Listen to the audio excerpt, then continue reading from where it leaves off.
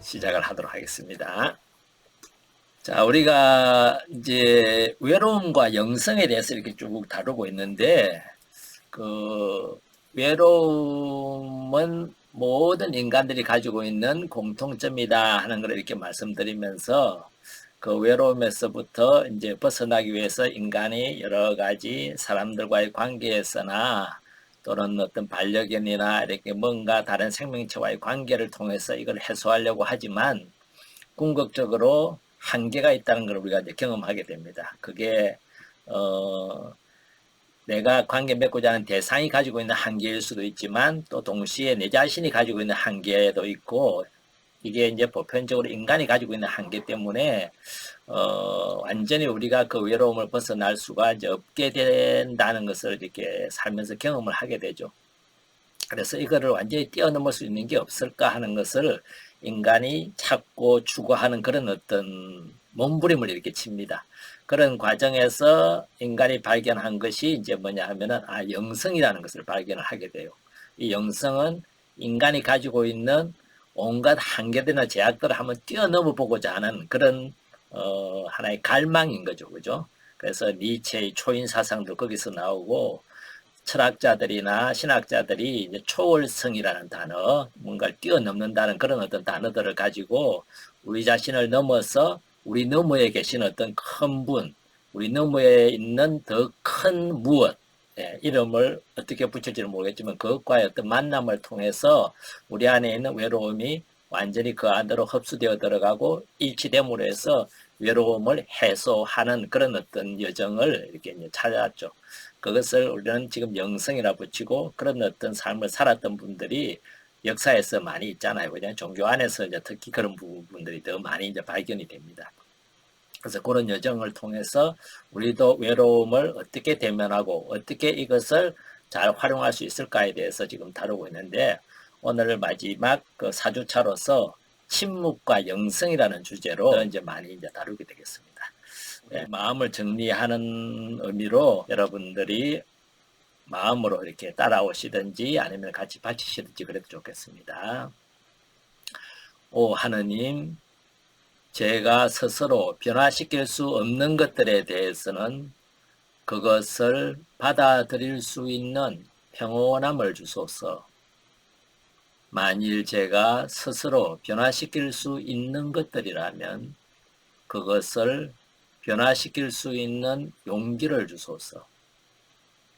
그러나 무엇보다도 제가 변화시킬 수 있는 것과 변화시킬 수 없는 것을 진정 분별할 수 있는 지혜를 주소서.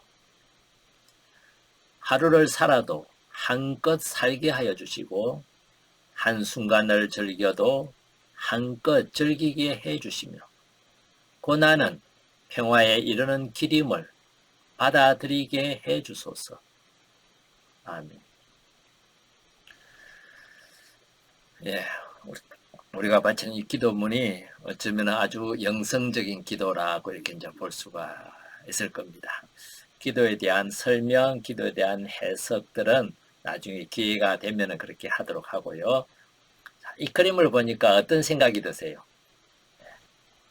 먼 수평선, 수평선이 보이고, 한쪽으로는 갯벌이 보이고, 한쪽으로는 바닷물이 이렇게 이제 보입니다. 산도 보이고, 하늘과 구름, 배경들이 이제 그렇죠. 전면에는 이 조약돌들이 차곡차곡 쌓여져 있는, 그래서 뭔가 생각하게 하는, 이런 것을 가만히 보고 있으면은 우리가 여러 가지 생각의 나래들을 이제 펼치게 되죠. 그죠? 어쩌면은 고독이 될 수도 있고, 어쩌면은 침묵이 될 수도 있고, 그래서 우리 안에서 이때 어떤 생각들이 움직이고 있고, 내 생각이 날개짓을 해서 어디로 가고 있는지를 보면은 과거로도 갈 수 있고, 아니면 미래로도 갈 수 있겠고, 내가 살아온 어떤 삶의 다양한 경험들 속으로 이렇게 들어갈 수도 있을 겁니다. 이 고독과 침묵이 주는 하나의 힘이죠, 그죠? 그래서 이 고독과 침묵이 우리를 영성으로 인도하는 좋은 하나의 길잡이 안내자가 될 겁니다. 그런 의미에서 침묵과 영성이라는 제목으로 한번 시작을 해보겠습니다. 이미 여러 번 설명을 드렸지만은 우리가 이제 영성이라는 그 말을 이번 강좌에서 종종 쓰게 되었지만은 일반적으로는 그렇게 자주 들어보는 용어들은 아니죠, 그죠? 한마디로 정리를 한번 해보겠습니다. 이 영성이라는 단어를 정리를 해보면은 물론 종교 안에서 그리스도교 안에서 사용하는 영성이라는 개념과 또 다른 어떤 종교, 불교에서 사용하는 어떤 영성이라는 개념들이나 이런 거하고는 조금은 이제 다를 수 있습니다. 근데 우리가 지금 다루는 이 시간에 다루는 영성, 지금까지 다뤄온 영성은 종교라는 어떤 이때 저 종교는 약간의 제도나 어떤 구체적인 어떤 교리나 신학이나 그런 어떤 틀이 있죠, 그죠? 그 틀을 넘어서서 말하는 영성입니다. 어떤 의미냐 하면은 신앙을 가지고 있든 가지고 있지 않든, 그러니까 어떤 종교를 믿든 안 믿든 인간 안에는 모든 사람이 예외 없이 영성을 가지고 있다는 겁니다. 그런 의미에서 사람들이 영성에 대한 정의를 내릴 때 영성에 대한 정의의 공통 요소가 세 가지가 꼭 들어가요. 초월적이라는 어떤 초월이라는 단어, 그 다음에 연결이라는 단어, 그리고 의미라는 단어, 이 세 가지가 들어가거든요. 그래서 그 전에 연결도 설명을 드렸고 초월도 좀 설명을 드렸고 또 그 안에서 의미도 이렇게 저렇게 얘기가 됐을 것 같지만 간략하게 정리하는 차원에서 다시 한번 이렇게 말씀을 드려보겠습니다. 우리가 연결이라고 할 때 기본적으로 이 연결은 뭐라 그럴까요? 우리 존재의 어떤 출발점에서부터 얘기를 할 수 있을 겁니다. 인간의 출발점은 근원은 이제 하나에서부터 시작된다 그랬죠. 모든 생명과 모든 존재의 근원은 하나이고 그 하나에서부터 이제 과학자들은 이렇게 말하죠. 진화되어 갖고 분화되었다 이렇게 말하지만은 종교에서는 하느님 한 분으로부터 모든 생명이 비롯되었다. 이제 표현은 다르죠, 그죠? 예. 어쨌든 공통점은 하나에서부터 비롯된다는 거였습니다. 그게 이제 종교에서 바라보는 관점이든 과학이 바라보는 관점이든 같죠. 하나에서부터 분화되고 나누어지고 이러다 보니까 본능적으로 그 하나애로 그 근원애로 돌아가고자 하는 그걸 우리는 뭐라 그러죠? 회귀 본능이라고도 이제 얘기를 많이 합니다. 그러니까 인간에는 그런 DNA가 들어있다는 거죠.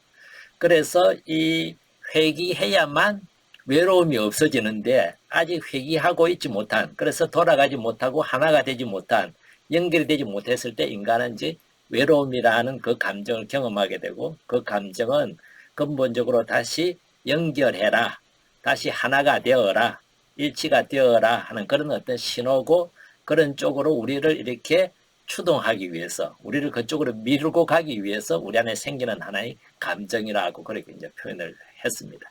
우리가 원하든 원하지 않든 외로움이 생긴다는 것은 뭔가 하나 되고 다시 일치되고자 하는 그런 데 대한 갈망이라는 겁니다. 그래서 이 연결을 위해서 우리는 결국은 하나의 깨달음이 필요하죠. 어떤 깨달음이냐 하면은 결국은 우리 모든 존재는 우리 모든 생명체는 하나이구나. 하나에서부터 비롯됐구나. 지금 그렇게 서로 전혀 다르게 보이고 지금 서로 전혀 그냥 뭐라 그럴까요? 하나라는 것을 감지할 수 없을 정도로 전혀 별개의 어떤 존재처럼 보이지만은 근원적으로 들어가면은 더 근본적으로 들어가면은 결국은 하나이구나 하는 것을 그러니까 또 연결되어 있구나 하는 것을 이제 알 수가 있을 겁니다. 제가 전에 기후를 그 예로 들어서 그것이 사람들에게 어떻게 결국은 하나로 영향을 주고받는지에 대해서 예를 한번 설명을 드렸던 기억이 납니다. 우리 삶에서요 보면 알게 모르게 연결되어 있는 것이 정말 많습니다. 그것을 내가 깨닫느냐, 인식하느냐, 알아차리느냐, 그것이 이제 우리가 영성의 문제예요. 영성적인 사람들은 정말 하나구나 하는 것을 정말 깨닫고 알고 있기 때문에 나하고 전혀 상관없는 아프리카의 어떤 사람이, 나하고 전혀 상관없는 저 남미의 어떤 사람이 고통받고 있다는 것을 내가 알아차리면은 그 고통에 대해서 왠지 마음이 쓰이고 왠지 그것이 그냥 내 몰라라가 안 되고 그건 연결이 되어 있고 하나라는 그런 어떤 DNA가 발동을 하게 되면 자연스럽게 그렇게 되어가는 거죠. 그래서 이 하나라는 것을 잘 알고 깨달은 사람들은 모든 생명체들을 자연스럽게 이 세상에 있는 모든 존재들을 자연스럽게 형제다, 자매다 그런 개념으로 이제 보게 된다는 겁니다. 프란치스코 스님께서 이제 그러셨죠. 온 존재들을 피조물들을 다 형제로 자매로 불렀어요.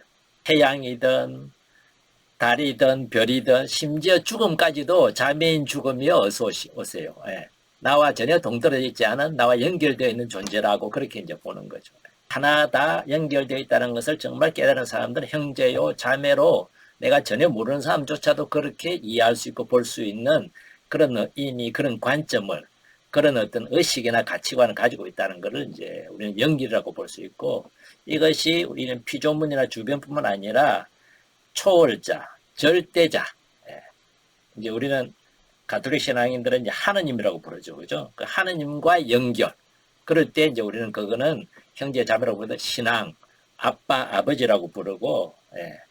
우리 주님이라고 부를 수 있는 것이 바로 뭐냐 하면은 연결되어 있기 때문에 나와 연결되어 있지 않으면 그런 이름으로 부를 이유도 또 부르지도 않게 되겠죠. 그죠? 그런 것이 이제 연결에 대한 영성적인 어떤 내용들이라고 볼 수 있겠고요.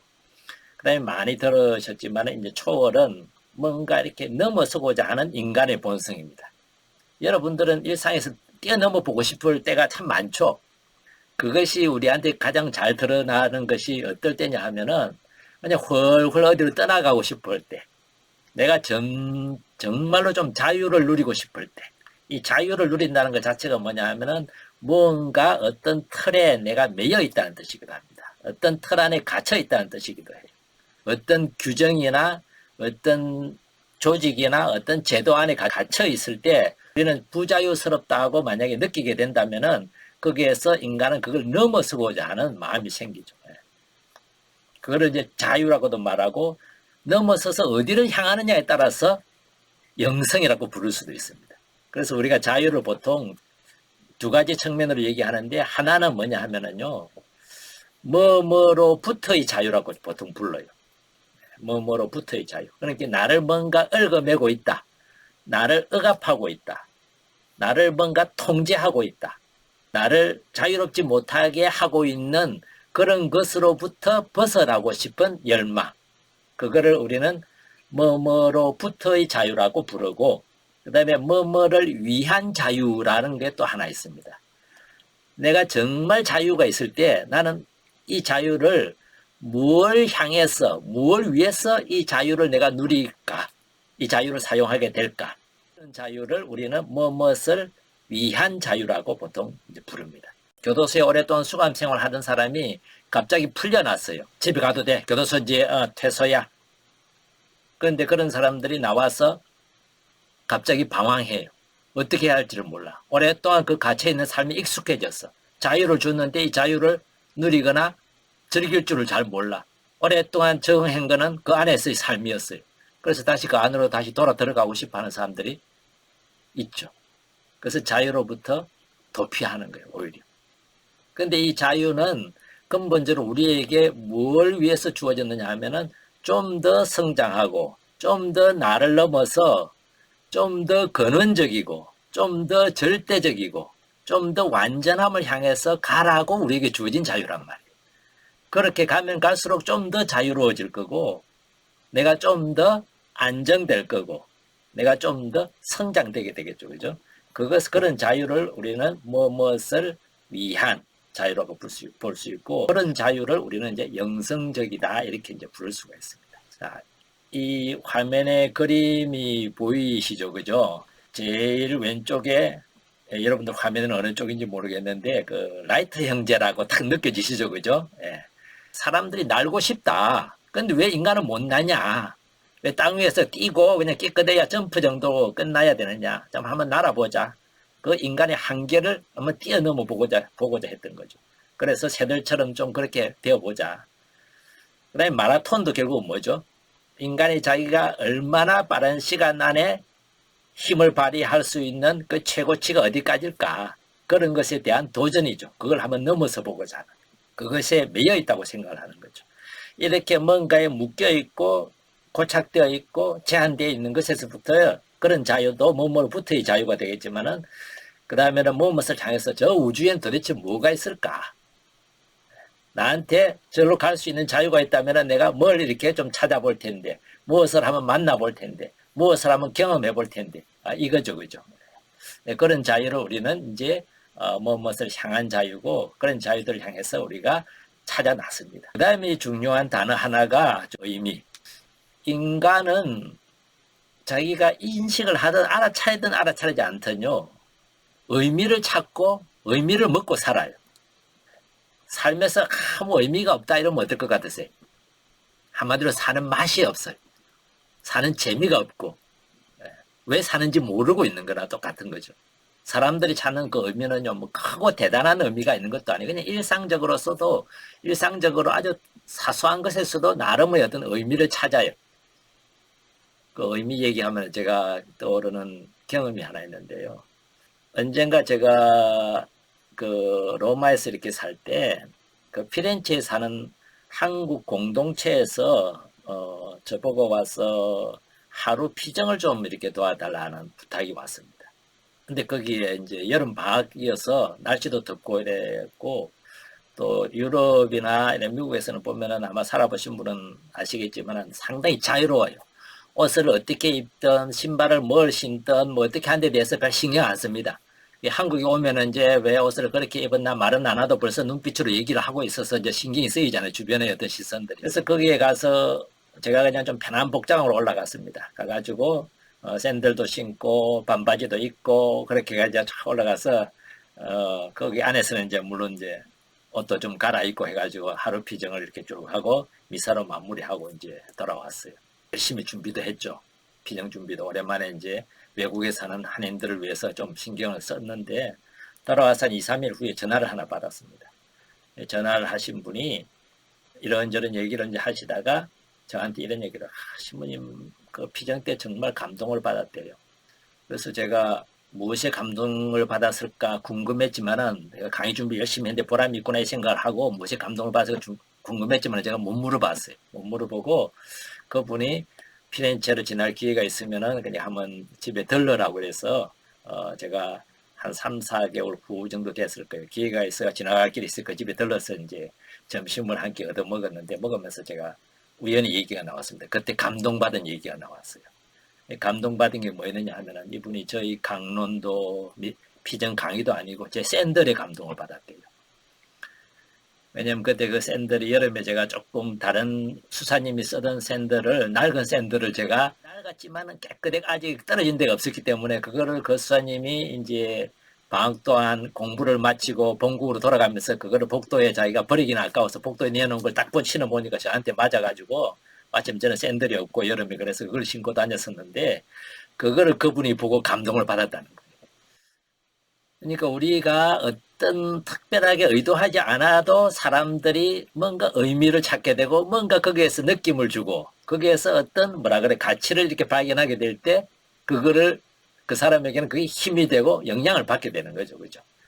제가 그 의미에 대한 그 유명한 학자가 빅터 프랭클 교수잖아요. 그분의 책을 읽다 보니까 그분이 또 이런 예를 들어서 얘기를 합니다. 한 번은 오밤중에 한참 잠을 자고 있는데 전화벨이 울렸다는 거예요. 그분이 이제 심리학 전문가고 상담도 하고 이렇게 있으니까 전화를 밤중에 받았는데 보니까 어떤 한 여자분이 오밤중에 전화를 해서 자기는 죽어야 되겠는데 죽기 전에 당신하고 전화를 한번 해보고 죽어야 되겠다. 그런 얘기를 했다 그럽니다. 그래서 그냥 이분이 계속해서 그냥 자기가 그래도 상담가니까 이 사람을 죽겠다는 그 마음을 접도록 만들어야 되겠다 싶어서 자기 나름의 모든 지식과 경험을 총동원해서 얘기를 했대요. 한 20분, 30분 좀 얘기를 하고 나서 이제 그 다음날 자기를 찾아오도록 그렇게 약속을 받아냈다는 거예요. 그러면 뭐죠? 적어도 그 다음날까지는 안 죽는다는 얘기잖아요. 안심을 하고 이 사람이 잤대요.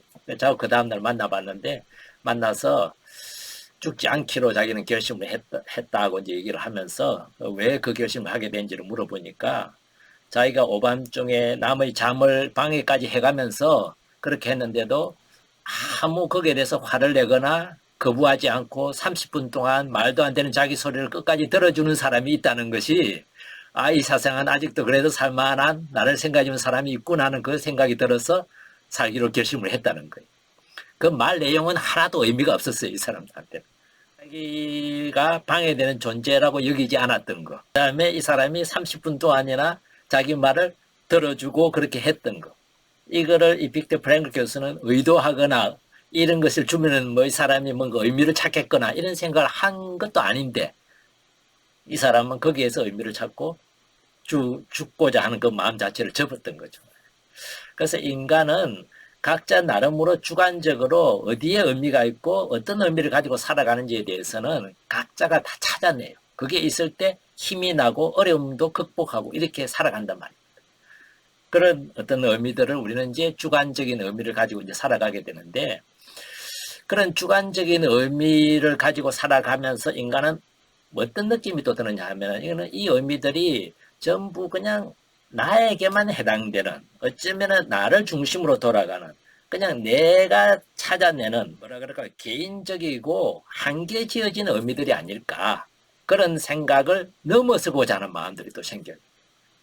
그래서 조금은 나도 이렇게 생각하지만 저 사람도 그렇게 생각하는 또 다른 사람도 이게 가치 있고 의미 있다고 생각하는 그런 좀 더 보편적이고 좀 더 누구에게나 통하고 어느 문화에 통하는 그런 의미나 가치들은 없을까? 그것을 우리는 이제 초월적인 의미, 보편적인 의미라고 표현을 해요. 그런 거를 찾게 돼요. 예를 든다면 사랑 그러면 어때요? 우리나라 사람들만 그게 의미 있는 거냐? 그렇지 않다는 거예요.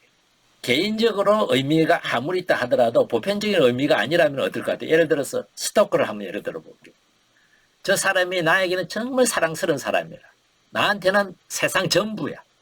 그 사람한테는 그 자기가 스토킹하는 그 대상이 어때요? 엄청난 의미를 가진 그 사람이 없으면 살 의미가 없어질 정도로. 근데 이때는 그 사람에게는 이게 참 소중한 의미고 가치 있는 의미고 중요하지만은 보편적인 의미라고 하기는 어려운 거죠. 그죠? 그래서 사람들은 이제 보편적인 의미로서는 그런 어떤 스토킹적인 그런 사랑이 아니라 정말 상대방을 위하는 그 사람의 입장에서 그 사람이 행복하기를 바라고 그 사람이 좀 더 자유롭기를 바라고 그 사람이 좀 더 성장하기를 바라는 그런 의미에서의 사랑으로 한 걸음 더 넘어가고 싶어 하는 거죠. 그런 것을 우리는 이제 보편적인 의미, 보편적인 가치 그런 거라고 부릅니다. 그래서 이 의미가 보편성을 띠게 될 때, 초월성을 띠게 될 때 우리는 그것을 영성적인 어떤 의미, 영성적인 가치라고 부르게 되고 영성을 구성하는 중요한 하나의 요소가 돼요. 그래서 이런 어떤 초월과 연결과 의미 이 세 개를 우리가 이제 영성을 구성하는 요소라고 보는데 이 중에 한 개라도 빠져나가거나 한 개라도 결핍이 될 때는 우리 영성으로 보기가 이제 어려운 그런 상황들이 생깁니다. 뭔가 보편적이어야 된다는 의미는 초월적인 것이어야 된다는 의미이고 그 안에서 어떤 의미가 있어야 되는 거고 그러니까 보편적인 의미 그 다음에 그 연결도 우리로서 너와 나와 연결된 것이 아니라 모든 존재가 정도의 차이는 있을 수 있어요. 물론 있지만 연결이 되어 있다는 그 깨달음 그런 것이 이제 보편적인 깨달음이 되겠죠. 그죠? 그래서 그런 의미에서 이제 초월이라고 말할 수가 있습니다. 그것이 서로 하나의 구성 요소로 균형을 이루면서 동시에 자리 잡고 있을 때 우리는 이걸 이제 영성이라고 그렇게 이제 표현을 한다는 거죠. 그런 것을 우리 일상에서 의외로 많이 살아가고 있는 사람들을 보게 됩니다. 정말 힘들게 이렇게 훈련을 하면서 올림픽에서 금메달을 따야 되겠다 할 때 이 금메달이 나의 영광만을 위해서 딴다면 우리는 그 영성이라고 얘기를 안 할 겁니다. 그러나 내가 금메달을 땀으로 해서 우리 국가가 세계 안에서 좀 더 이름 있는 좀 더 이런 어떤 체육이나 이런 분야에서 영향력이 있는 어떤 그런 국가로서 자리매김했으면 좋겠다 이러면은 나를 넘어서는 어떤 가치나 의미가 되겠죠. 그죠? 그럴 때 우리는 이것도 영성적인 영역에 들어간다고 볼 수 있을 거고 내가 아는 사람을 잘 돌보고 옆에서 그분의 삶을 이렇게 돌봐드리는 것만이 아니라 내가 모르는 사람조차도 이렇게 길에서 만났을 때 또는 일부러 찾아가서 그렇게 하는 것도 뭐죠? 나를 벌써 넘어서서 보편적인 사랑을 실천하는 모습이기 때문에 우리는 또 영성이라고 표현을 합니다. 그것뿐만 아니라 전체적으로 우리가 좀 더 나를 넘어서는 더 큰 분을 찾아 나서는 것. 그래서 어떤 가치, 모든 국가가 다 통하는 그런 가치를 살아보자. 그래서 전혀 모르는 낯선 땅으로 선교를 가는 사람들이나 정말 낯선 곳으로 가가지고 일생을 바치는 사람들, 이런 사람들이 바로 뭐죠? 예, 또 다른 어떤 그런 영성을 살아가고자 하는 사람들. 우리 여기 보면 행복지기도 전혀 모르는 사람들이 좀 더 행복한 삶을 살아갈 수 있도록 연구할 수 있게끔, 또 이런 행복학교를 열어놓고 강의를 할 수 있게끔 계속해서 이렇게 후원해 주시는 분들도 어쩌면 이렇게 영성을 살아가는 어떤 그런 가치를 살아가는 분들이죠. 그래서 이런 분들을 우리가 주변에서 이렇게 참 많이 이제 발견하게 되고, 아마 제가 한 분 한 분은 다는 잘 모르지만 여러분들 일상에서 때때로 그런 영성적인 삶을 살아가고 보여주고 하는 분들이 많이 있으리라고 생각을 합니다. 그래서 이런 어떤 영성을 좀 더 가꾸어내고 좀 더 키워내서 내 안에 있는 동물적인 속성보다, 인간적인 속성보다 영성적인 속성을 더 크게 키우면 키울수록 내가 혼자가 아니구나 하는 경험을 하게 될 거고, 그것이 나의 외로움으로부터 벗어나서 좀 더 큰 가치나 의미를 향해서 나를 이끌어가는 좋은 하나의 삶의 방향성이 이제 되도록 이끌어주는 것이 이제 영성인 것이죠. 그래서 이 영성에 대해서 세 가지 주제를 잘 기억하시면서 잠시 쉬셨다가 다음에 이 영성을 어떻게 가꿀 것인가에 대해서 또 같이 얘기를 좀 나눠보도록 하겠습니다. 네, 쉬셨다고 하세요.